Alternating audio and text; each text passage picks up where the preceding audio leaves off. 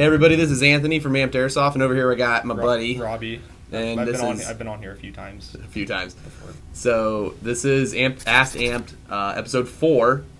How this works is we take your questions that are either submitted underneath this video on YouTube or on the post that I'm going to put up of this video when it's done on Facebook.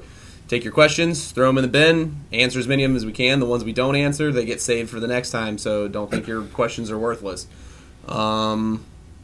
That's pretty simple, right? Pretty self-explanatory. Let's dig in here. Get it going. Okay, Prodigy XAUA. What Orga barrel would you use in a Polar Star 613 or 623? So pretty much the way I like to explain this, the 623s were original. We got in the 613s to try them out and see how they did. They shoot really similarly. The 613s will typically yield better air efficiency results because you'll be able to turn your PSI down lower than you will with the 623.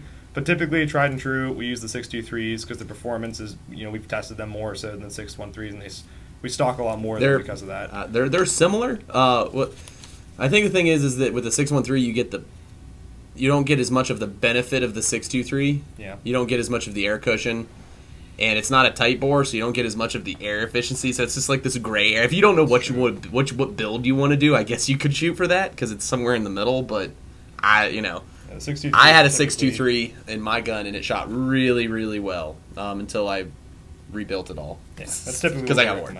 So the 623 is where we recommend you to go. All right, so RK Shirley Games, he's one of the local guys, isn't he? Yeah, it's Robbie. Shirley. Yeah, he's local. Will the new Polar StarFCU be compatible with the Gen 3 systems? We don't know because we haven't gotten one yet. They should be. They should. From what I've read and seen, it uses the same wire harness and all the same hardware. The FCU just has revisions. They haven't said anything about redesigning a new engine, like new hardware. So I think it's still going to be the Gen 3 actual engine. Yeah. So all the new Fusion engine kits are just going to come with the new revision of the FCU. Yep. So I have a feeling, I'm like 80 to 90% sure it's going to be backwards compatible with the Gen 2 and 3s because they use the same wiring hookups. So should be, but I can't say that for sure because I don't have one in front of me. So I'm sorry. That's about the best I can do for that. Toss that on the ground. Sorry, Robbie. Boom. Okay, Cuba Airsoft says, I'm bringing my Elite Force M4 to your store to have upgrades put in it. Every upgrade as of now as follows: cutoff lever, spring cut, piston, trigger response. What else would you recommend for under $80? So for this guy, I noticed you have a lot of gearbox upgrades, but you don't seem to have any barrel modifications listed. And to be honest, with the way the gun shoots, other than trigger response, if you want range and accuracy, the barrel components contribute to that more than anything else. Barrel and hop-up. So you can do like a Type 4 barrel, you can do a new bucking and a new hop-up chamber, of your choice. So everyone's opinionated on the topic. So we like the Pro-Wins and the Prometheus purple buckings. We also like barrel-wise, we stock Prometheus. We stock the Orgas for the Polar Stars. Systemas, Miracles. Systemas, the Miracles tend to work really well with AEGs. Especially in AEGs. They work a little better than you get more of a gain in an AEG than you would as a gain in a Polar Star. So honestly, for all that, so the buckings, Prometheus buckings in general go from like $5 to $15 typically. Pop-up chambers, the Pro ones are $35, and then that doesn't leave a whole lot of room for a barrel cost-wise. But for $80, you can do two of the three. You can do a bucking and a barrel. You can do a barrel and a hop-up unit, or you can do a bucking and a hop-up unit. I feel like we should also mention why we always tell people that we recommend the Pro-Win. Yes. So the Pro-Win is CNC machined aluminum. It's all one piece. It's a very nice hop-up. So let's look at one of the other super nice hop-ups on the market. We got the Promi Perfect chamber. Okay. Here's the thing about the Promi Perfect chamber. It's more expensive than the Pro-Win. So there's one. And then two, the Perfect chamber doesn't come with all the parts that you need to build it. You have to scavenge it from another hop-up. The Pro-Win comes complete. All the parts you need to build it are in the package, and it's cheaper. So that's why we recommend the Pro-Win. It's so much more refined. Like, the design is so much better. I like the design better. It has that G36 style turn instead of the little M4 stupid wheel. It's more stable. Less parts. It's less parts. It doesn't back off because it's a lot tighter built. It's harder to adjust, so if you have gloves and shit, it's going to be a little bit of an issue because you got to reach in there real hard. It's tight, and the wheel's really tight on the body. You can lube it up; it's not that bad usually. But that's why we recommend the Pro-Win. The Pro-Win, you just they hold zero really well. They hold their zero really well. They have all the parts. Right. They're cheaper. Next. All right. Count through this. Let's do this. It's a long one. All right, Chris Rush, one of our other local guys around here. So recently, you guys have been able to mini-map the map packs.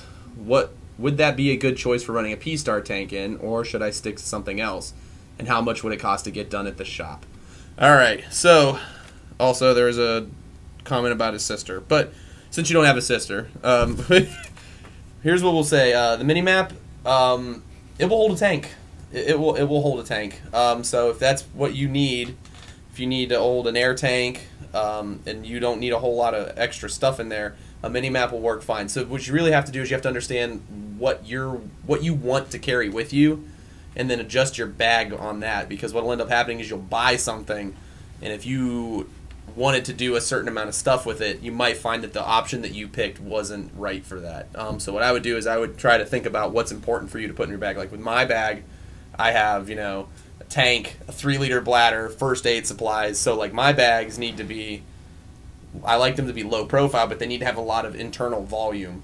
So that's very important to me. So stuff that saves you on internal volume is stuff that doesn't have multiple pockets in there. It's all one internal volume, stuff like that. Because I've used a bunch of different packs, both working, aka the Army, and BB warsing and backpacking and all that stuff. So I've used a lot of bags, and so you have to consider before you purchase a bag what's important to you. True that. Recently, Robbie and I picked up a new type of bag that's pretty cool. We picked up one from Plat Attack. It's a Molly attached bag, and they run $80. They're from Australia. Robbie's probably gonna grab his. Super nice bag. It's made of 500 denier Cordura. It's really lightweight. It's really tough. Has a lot of attachment points, a lot of gear storage ability. It's really low profile, and the fact is $80 across the board for whether you want the khaki, which is not coyote, the black, or the multicam. They're all the same price. I'll take the tank out so you guys can see what it looks like. Just kind of laying flat. So there's the bladder holder. So it has a big pocket in the back for a bladder. I have a Source 2-liter. Did a lot of research on this bag. I did a lot of research on this bag, and I convinced like 5 guys to get them with me. So you're going to see a lot of us wearing these now. Pretty much the back. A lot of the bags lined with water-resistant material. So it's pretty water-resistant for sensitive stuff like first aid gear. What the profile looks like. It's a great bag. It's about the same volume as a Minimap vertically, but it's deeper. So I like it, and for the cost, I mean, it's not very expensive. For height reference, the SLP does pretty. That's a 77 tank. The 90 is going to be tight in here. The tall, skinny 62 tanks are a little tight in there too. Mine's a little tight. I have to arrange it in a certain way to get it all fit. Yeah, but that's the pack that like a handful of us use now. We love it. So you got to think what's important for you. So like if you're just going to run a tank and a bladder, the Minimap will work. Costing it to do, those are all custom made right now anyways. Those are all custom made by Dan, one of our guys who works upstairs, and he does that off the clock for people who contact him directly, and he prefers local, so that way you can meet face to face and talk with him and stuff. I don't think, for you guys who are all out in the wilderness, I don't know if he'll be okay with you shipping him your stuff and asking. You'd have to talk to him. It's a private thing, so it's not through the shop. He does excellent work. Dan is a really good stitchman. Yeah, his mom's really sews really well. His mom's professional. His mom's a professional seamstress, so I think I know where he got it. It's good work. It's really good work, actually. I like it. It's pretty nice. Okay. Traditions PvP. I play mostly CQB, but some field. I would love to Polar Star my GP CQBR. What would one tank give me a day worth of playing it? SCA. Depends on the tank, but yeah, it should. So. Yeah, it should. If you look at tank sizes, there's going in order. There's a 62, which is aluminum. It's the aluminum cylinder. That's the one I have because I'm poor. After you get up into the 60, well, they also have a 40 little 40 and a 50. Those are more expensive. Those are carbon fiber tanks, but the 62 is the only aluminum one to my knowledge. So yeah, from Ninja, we only stock There's Ninja. A 48. There's a 48. Sorry. There's a 48 heavy. And then a 68, which is taller. Those are the only 2 aluminum tanks from Ninja. Ninja then makes the 48, the 50, which are both carbon fiber. They're like little spherical tanks. Then the main sizes I would recommend, the 68, the 77, and the 90 are all interchangeable. I use a 77 along with an efficient setup. With if you take a 90 cubic inch tank, typically when you're at like 80 to 100 psi and your gun's pretty efficient, you're looking at right around like 4,000 shots out of a full tank filled, like 4,000 to 5,000 shots. I was gonna say I probably get about with my 62. I probably get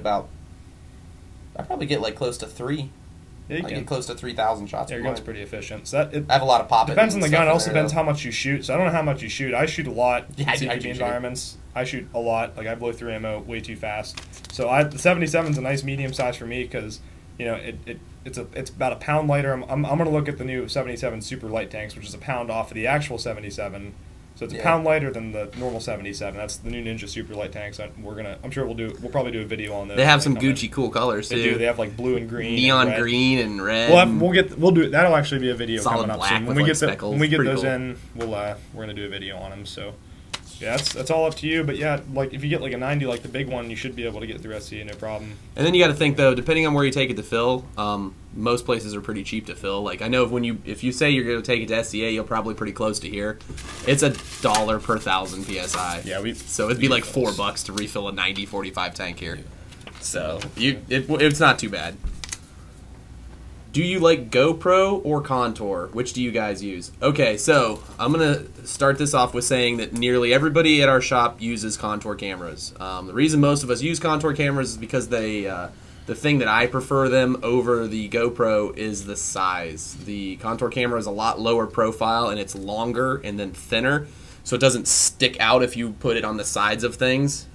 They fit the contour. They fit the contour of your helmet and your head and your rifle a lot better. See what they did there. Yeah, you did that. Punosaurus Rex over here. It's definitely not where they got the name from, though.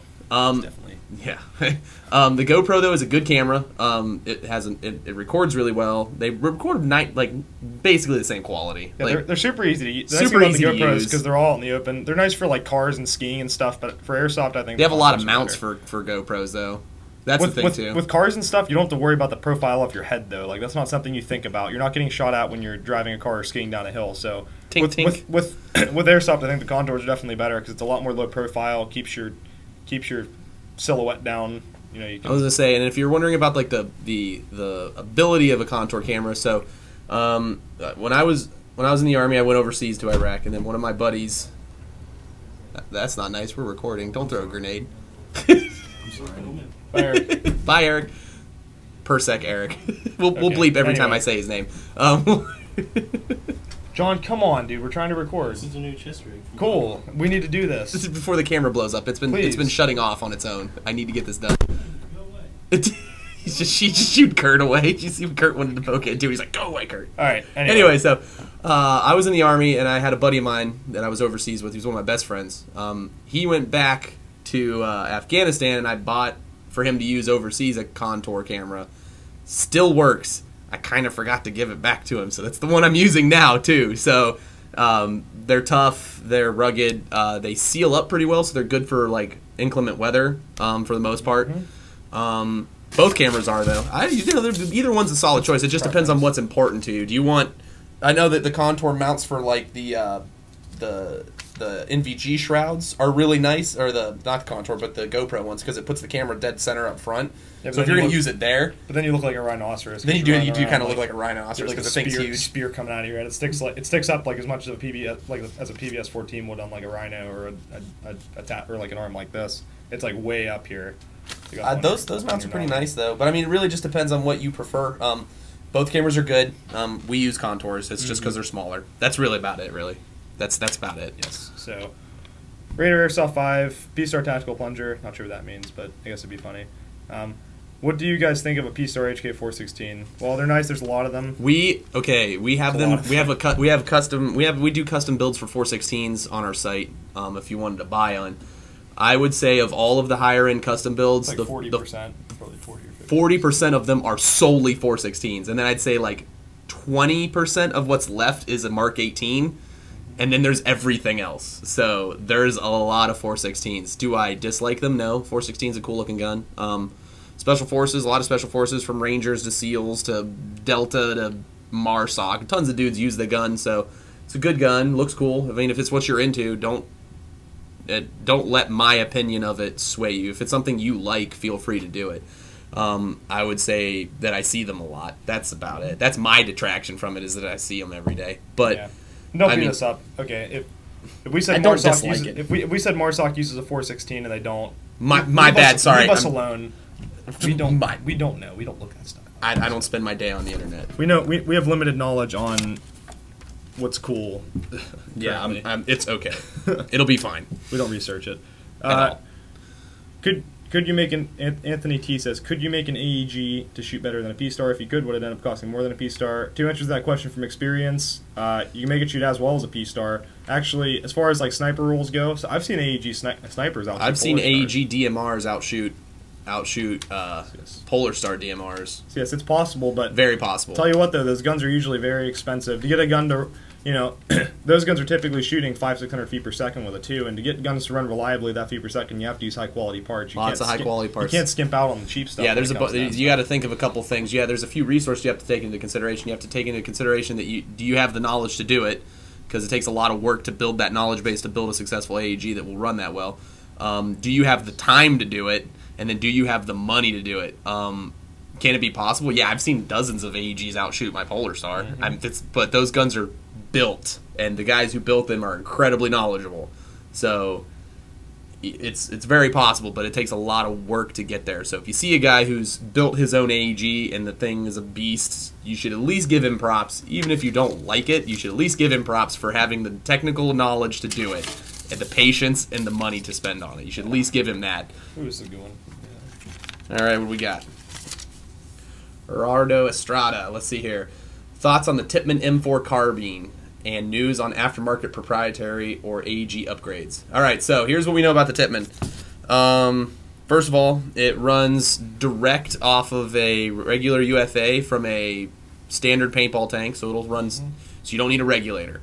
It has a max rate of fire capped, I think, at right around 22 rounds a second. Yeah, it doesn't. We actually shot one at. You shot one. I didn't get to go. Sorry, I didn't get to go.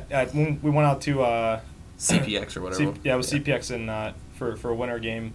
But we went out there and Tippmann was there, and they had the prototype. That was back when it was only a polymer body. They didn't really fine tune it yet, but they had it set for like 14 rounds a second. It recoils about this. The best way you can describe it, if you shot like the TM SOT mods or the KWA. ERGs or RM4s, ERG, the electric blowback ones, not the gas one. They recoil pretty similarly to that. It is significant. It's a lot higher than like the G&G, Raiders and stuff like the blowback Raiders. It's you can feel it. So it's gonna have a metal body. It's gonna have a bolt stop feature that works with its mags. So if you use its mags, it will have a bolt stop feature. Its mags also have a dual. It also runs off of a dual. Gas system. So like what you can do is if you run it on HPA, the mags all have built-in CO2 canister holders, so you can run a full mag off of it's about 80 rounds off of their proprietary mags off of CO2. You just have to open it up like a real M4, real AR-15, pull the nozzle out, put the CO2 nozzle in, and it's good to go. And it'll have a bolt stop feature. It also takes standard AEG M4 magazines. So if you have regular mags, you can just do that, but you won't get the bolt stop.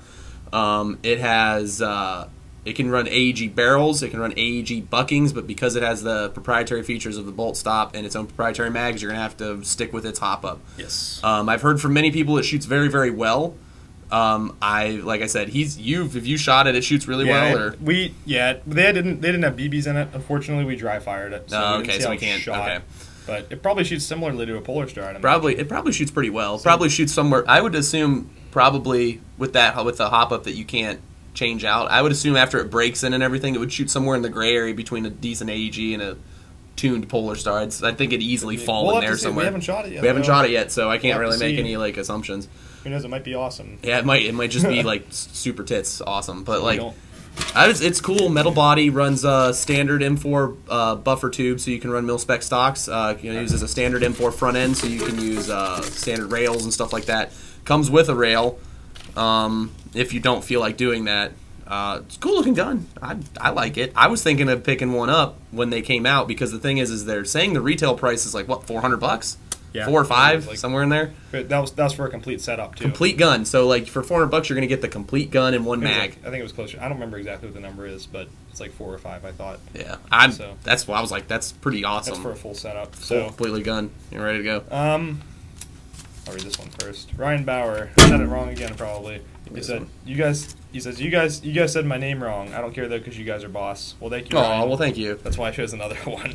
Oh, okay. Well, there you go. Now you understand. That's why I did that. Hey, I'm never going to ever say that I'm good at pronunciating names. Bauer, names. Bayer. What would Ryan Bauer do? It might be Boer. Boer? It could be Boer. It could be French Canadian. So probably not though, but it's possible. Ian Nye probably said that wrong too. so what bad eye at it. protection do you guys use? I think we both use. Do we use Visions? I use ESS. Looked like you were about ready to throw something at. Camera malfunction. Robbie almost like raged out and threw the ammo can, the M2A1 ammo can at the camera. So Okay. Anyway. anyway, so what were you gonna say? So we were talking about revisions and stuff. I use the Revision Desert Locusts, which are very similar to his, and then we're talking about getting. I'm picking up a set of M frames probably with the Helo kit, and then I'm gonna get the helmet bungee kit for it too. I was thinking of getting the Boogie, because I had a pair of the Boogie regulators, and they fogged up a lot. I gave them away. I was gonna pick up a pair of the Boogie Sports so I could still run a goggle fan into them and try that out. Yeah, the fans. We've been doing a lot of experimenting with the fans. Yeah, well, we have a whole R&D department where we're coming up with really bastard ghetto like like solutions to problems. It's going well though. Hey man, when I wear my garbage bag poncho, everyone will laugh, but I'll be the one that's laughing. Here's one for you. One for me? Okay. Thank you. Austin. This one's directed towards Robbie. Oh, never mind. Can you teach Chris Kilroy and I to operate like you? All right, well, let me give you a basic line on how the general consensus is to airsoft operates. So, first you have to buy a lot of expensive stuff. That's pretty much it, really. After that, as long as you look cool and as long as you post pictures on the internet and you look good, people approve of the way you look. It doesn't matter how you play. It doesn't matter. Nope, doesn't matter. You can suck, but you're still an operator. I mean, you could be awesome, but the moment you walk out there in paintball pants, someone's gonna hate on you. Exactly. Don't do it. No, okay. Doesn't matter how you play as long as you look cool. That's what the internet teaches you. Airsoft rules at the moment. Here. Okay. Ryan Bauer. Again, huh? Chocolate or vanilla? I'm vanilla, man. I'm sorry. I like vanilla too. I like vanilla. Chocolate's overpowering, especially with country. Well, especially with ice cream. Here's the deal. I have recently grown accustomed to eating really, really dark chocolate, like really bitter, like 70% and bit more. So like milk chocolate, I don't really like it anymore. I don't know. Everyone loves chocolate. Vanilla. I like vanilla. I mean, you can't hate on chocolate. Vanilla doesn't like jump out and punch you in the face like chocolate does. Yeah, I mean, you can't hate. You can't hate on chocolate though. I mean, you just can't do it. There's too. That's dangerous to do. I mean, it's chocolate. Outlaw Airsoft PA. Do you see AEG still remaining competitive and relevant with the introduction of these new HPA systems like the Polar Star or the Wolverine SMP, which I found out means single moving part? Yep. Oh, boom! My mind blew. And the new Tipman. I'm gonna add that one in there. Yes, I do. No matter what. No matter what, because here's the thing about AEGs is that they have been dominant in the market for the last 20 plus years, since the 80s. So I mean, I'm 84. I'm 29. So I'm ancient. The original airsoft guns, for the most part, were all HPA back in the day. Yep. And then the big thing people don't realize is the reason they disappeared is because a lot of those companies were small and they didn't have a lot of profit margins. And then there was wouldn't say a depression, but there was like a recession in Japan in the 80s. And so all those companies died, and then Tokyo Marui survived because they had other markets other than just airsoft guns. They did model trains. They did model trains and race cars and all kinds of stuff, and they were toy companies. So that was the birth of the AEG. They came back when everything else was dead, and they ruled the market like Godzilla above Tokyo. V1 gearbox from V1 from Moss. So of all guns, and then literally the next gun they released was an M16A1, the Vietnam model. That was an AEG, and if you've ever looked on the internet, you can find the Marui Man commercial, and it's hilarious, by the way, because he's like running around like hip firing like Rambo, and he's wearing tiger stripes and stuff. It's awesome. But yes, it's a system that works. Though there hasn't been a whole lot of like stuff that's really changed in it in the last 20 plus years. Those guns are still awesome. They still work. They have the blowbacks. They're kind of coming with the times a little bit. They have the scars, and most of them are metal now. They're not supposed to be. It's not gonna die. It's just not. I use HPA guns. I use AEGs too when I get them.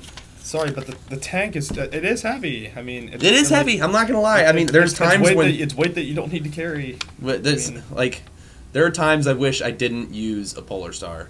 I mean, like in Irene, I'm trying to climb through a window, and I literally got stuck in the window, and I had my legs kicking out. Oh, dude, it was embarrassing. Especially if you use a plate carrier. That's my one. Yeah, I use a plate carrier.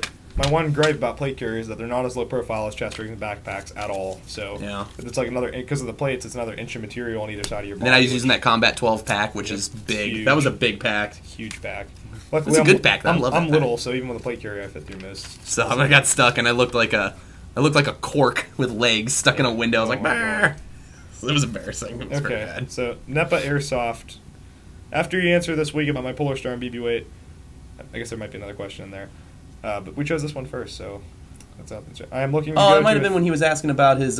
Maybe. If I remember correctly, that was the guy that asked about using 2.8s and stuff. Yeah, I think it was.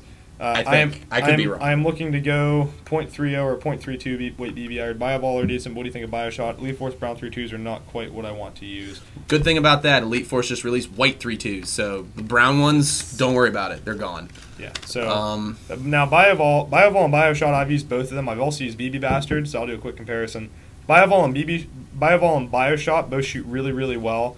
I'd say if anything, BioShot might have a little bit of an edge from what I've used of them. Yeah, I've only ever used BioVol. So, I like BioVol. And then you have BB Bastard. BB Bastard, it beats them both. I'm sorry, but I've shot BB Bastards, and but they're expensive, dude. They're expensive. They're But expensive. It is. I mean, it's. They're nice though. In my opinion, through my guns, I've done some testing with it on my personal guns, and the BB Bastards did shoot better. Like, it was noticeable.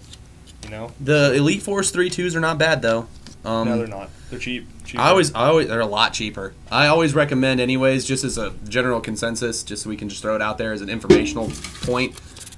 Generally, when I run a Polar Star or anything like that, or an HPA gun that'll really like put a lot of juice behind a round, use heavyweight BBs. That's the bet. The heavier the better. That if your field makes you run like 2.5s or something like that for jewel purposes, or if it's like an indoor field, please follow the rules and do that. Very true. But if you can keep it within field jewel limits, use heavy BBs, because the performance difference, just left to right variance and stuff. Oh, dude, it's very true. You won't go back. The heavier the BB, the better. If you can cheaply and reliably get a hold of heavy BBs, because for a long time I was shooting 4s all the time, and I got really brokenhearted when they stopped, like when Mad Bull stopped making them. I was very sad, but that's what happens. Always try to go the heavier the better. So 3.2s are good, 3s are good. I'd say minimum 3s if you play outside. Minimum 3s.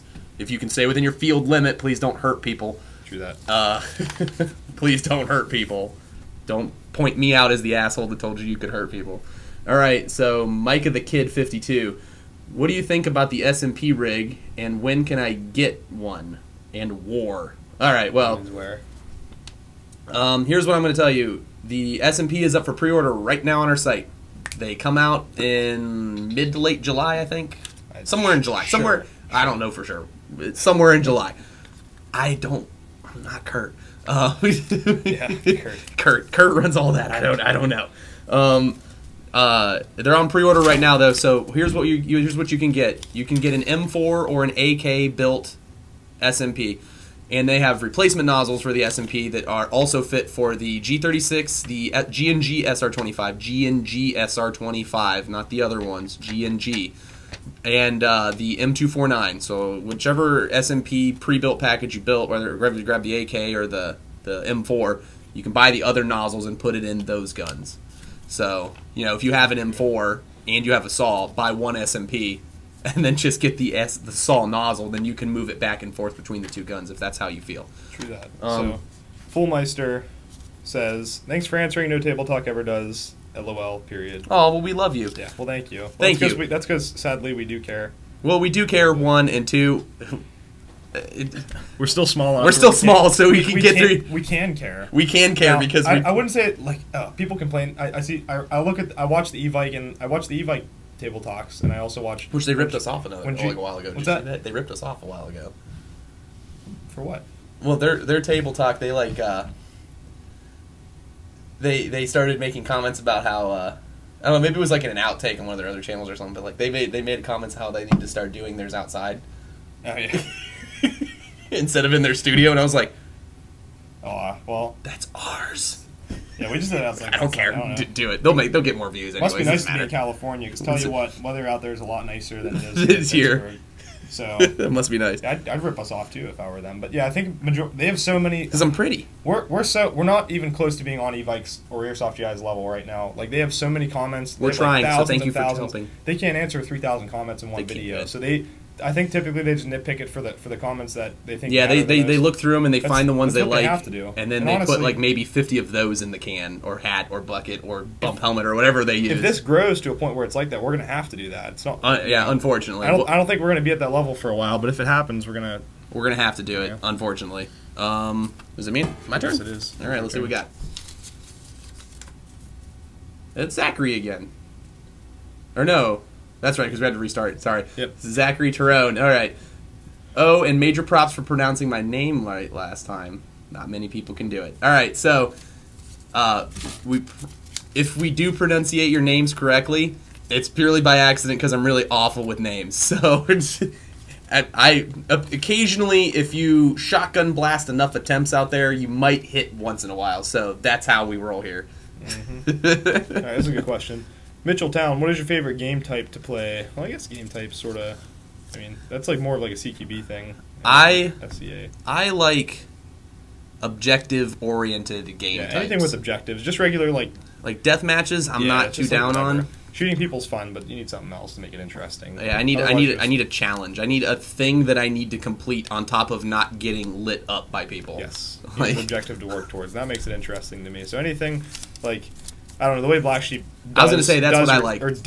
I like fragos. The way they does or at NatOps, I like fragos. We'll see what happens to Black Sheep in the next couple of months here, but typically what they do, they have flags set up in buildings. Once you just go around and capture, it's pretty easy. Standard, but it's... And then they have a frago where they take your squad off, and then they have you do like a more like a super milsim Navy SEAL Ranger special ops mission, and that's cool because it makes against and all their Op 4 they had like nods and thermal, so there's no like you just gotten like just straight up like firefights, and so it was fun. Even if the Shelby one was, I know nuts. For our Shelby frago, it was me and two other guys that had night vision that was useful, and whenever three people have night vision, there's no point of even using it because when no one else can see what you're seeing, there's 0 point to using it. There's 0 point.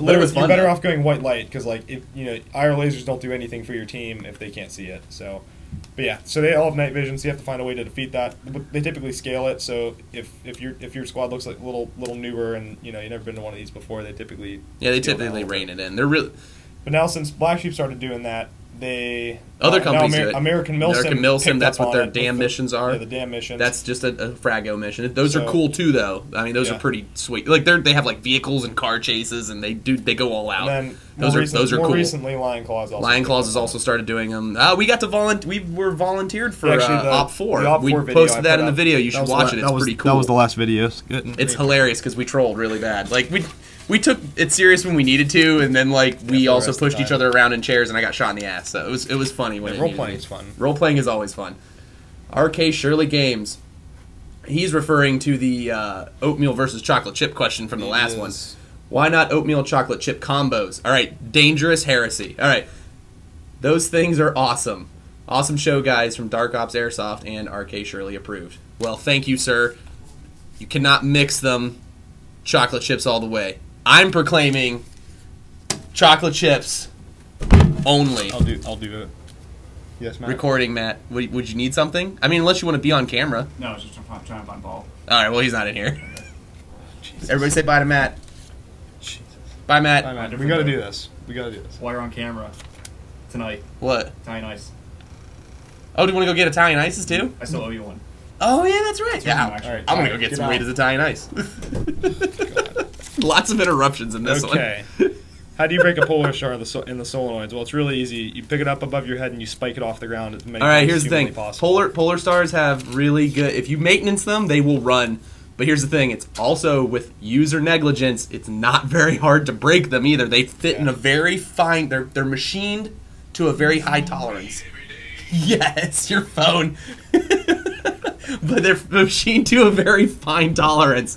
And so if you stray outside of that by doing stuff to it, you can blow them up. I see this all the time. People taking their, especially when they use non-SLP rigs, so use like Firebase or they use the LPR. I'm not being rude. I'm texting my mom. Give me a second. So they use tanks like that, and then they crank the PSI up really high, and then they just blow out all the internal parts, the solenoids, all the internal fittings and everything, because they're not rated to handle much above 120. Which is why it says in the owner's manual that most people don't read to not do that. I also see people running too high a voltage batteries on them and frying their FCUs. I see people using bad BBs and blowing up things. Frying an FCU is hard. You have to run like well over an 11.1 volt to do that. Which is, I've seen people do it. Why? Don't do that. So it's very possible to break fusion. Very, very possible. So just read the instructions and then you should be good. Please read the instructions. Please. Get through these. Please. Anthony T, what are the differences between the Wolverine SMP and the Cuba system? There's been a lot of drama going on saying Wolverine just copied the Cuba system. I actually read a lot about that.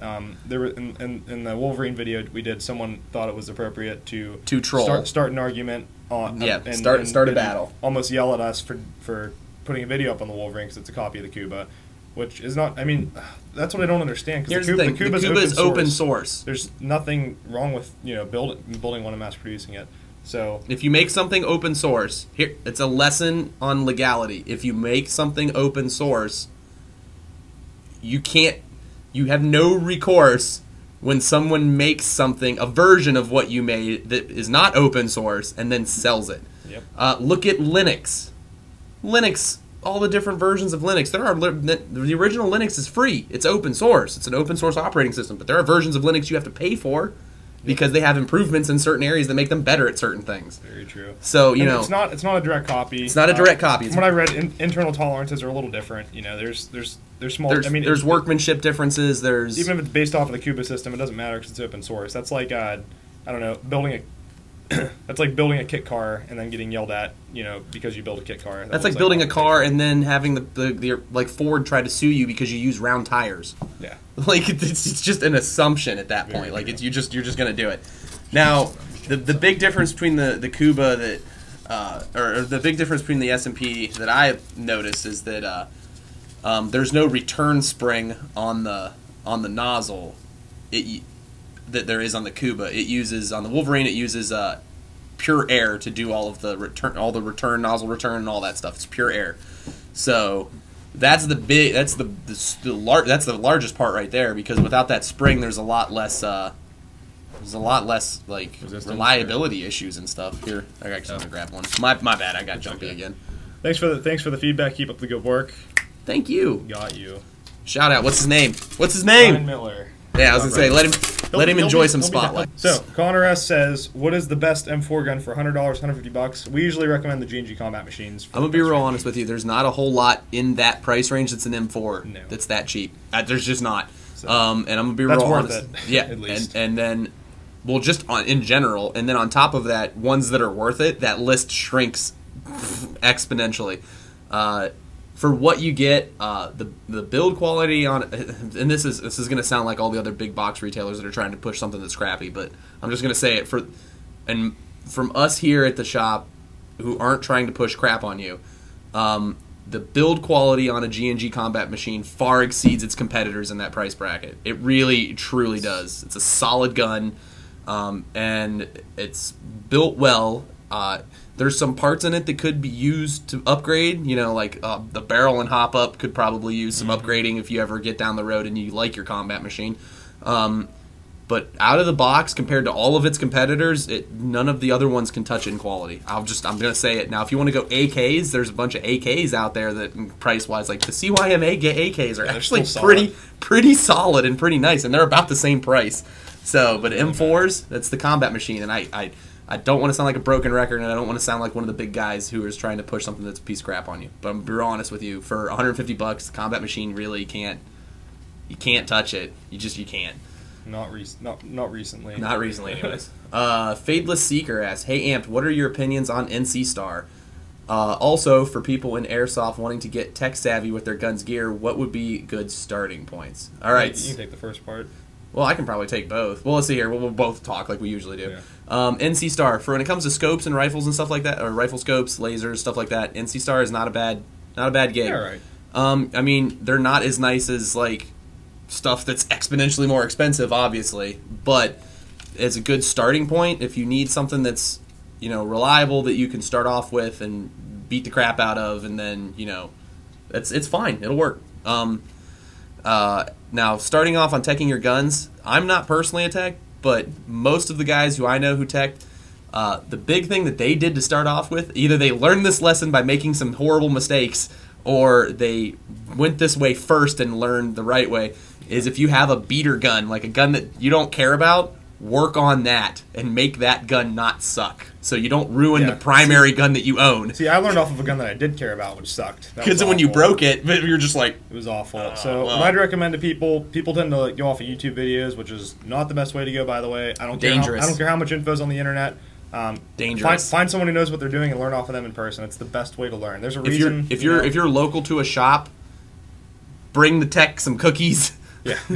And ask to just watch him work and ask him to point out things. You need to see it because you can't ask questions to a video. You can't talk to your computer monitor. You can ask us. You can ask us over Facebook and YouTube as much as you want, but I cannot put on typed words what a good quality tech conversation with a real tech can give you. I can't come close to that. I can try and I can kind of guide you in the direction to figure it out yourself, but like, dude, if you live local to whatever store, I personally, especially like a smaller business, like guys like us, or like, Fox Airsoft, or like, guys that have a small shop that like really care about their customer base a lot, be real cool with them. If you're of age, buy them beer, especially. Dudes love beer. True that. And hang out with them and just absorb from watching them work. And then most guys, especially guys who are in higher levels of things, they really do love teaching people how to do what they know. They really do. So, like, I'm sure they'll teach you, and that's the best way to learn. True that. All right. Shane K on Facebook says, what would the average price be for a Polar Star fusion engine, an amp line, and an air egg? Well, let's see. Cheapest budget. It's like $625 or $6. I think it starts out at $625. That's for the fusion engine. Aluminum 62 kit can, the 62 3000 can, the SLP air rig with the amp line, and then the battery, right? Battery and the fusion engine. Yep. So that's $625. It's a pretty smoking deal in my opinion. We have different player kits with different tank sizes and air rigs on our website. You can price it out individually if you want. See how much of a difference there is. It's a lot. Typically, we cut you a smoking deal. If you were to spend it normally, you're probably going to spend at least $700 for a full setup with everything, and that can go up to like $900 depending on the tank. So yeah, we cut you a huge smoking deal. That's now a build. The cheapest build that we sell with a rifle already installed and everything would be the G&G Combat Machine Raider, not the Raider, the carbine, the 14.5-inch carbine with the collapsing stock, just standard M4 Tanner Black. That build I think is $7. I think it's like $7. It's like $700 or $725. So that is cheap too. So that's the price of the player kit plus $100 for the gun. Yeah. So it's already put together for you, and all you gotta do is go. If you're tech savvy, you can do it on your own though. I suggest that. I did that. I learned a lot of keep it rolling. I learned a lot of useful lessons doing it that way. Zachary Tyrone again. I read this on the YouTube. All right, what are your thoughts on different AOs? Do you prefer woodland, field, indoor CQB, or a mixture of everything? I have played a lot of BB Wars by now, and so me personally, I like venues that replicate as much of the training. Just the venue itself. Like, Airsoft isn't going to come close to real stuff. I'm sorry. I'm speaking from experience. It's not going to. But I like stuff that replicates those environments as much as possible. So I like mount facilities, especially like I loved Shelby because you had woods and you had fields and you had buildings that were sweet. Mm-hmm. I like stuff like that. But when it comes to like local games, I prefer something that's interesting. Yep. It can be anything. It can be CQB. I like CQB in some instances. It could be like a really cool laid out paintball field. I love Splatter Park. If I'm from Ohio originally, so I love Splatter Park near Columbus. That place is a really cool field. If you're local to there, they have a really cool field. A lot of the smaller fields have interesting stuff going on. I love. Keep talking. I'm gonna check the camera. I'm all about interesting stuff. So I like everything. Battery's dying, so tell you what, we're nearing. We're probably nearing the end of this, probably. Oh yeah, we'll cut it down. It's 45 minutes recorded. We'll cut it down. We have like 15 questions left. But so there's 15 of you that will remain in the bucket, and then we will take care of you next time. Yeah, so hopefully. This has been Robbie. This has been Anthony. Thanks for watching, guys, and we appreciate all of your comments. Please subscribe. We need the support. We need the support. Show up on our Facebook. Feel free to take part in the conversations. We appreciate you guys. Thanks for hanging out with us. Peace. Peace.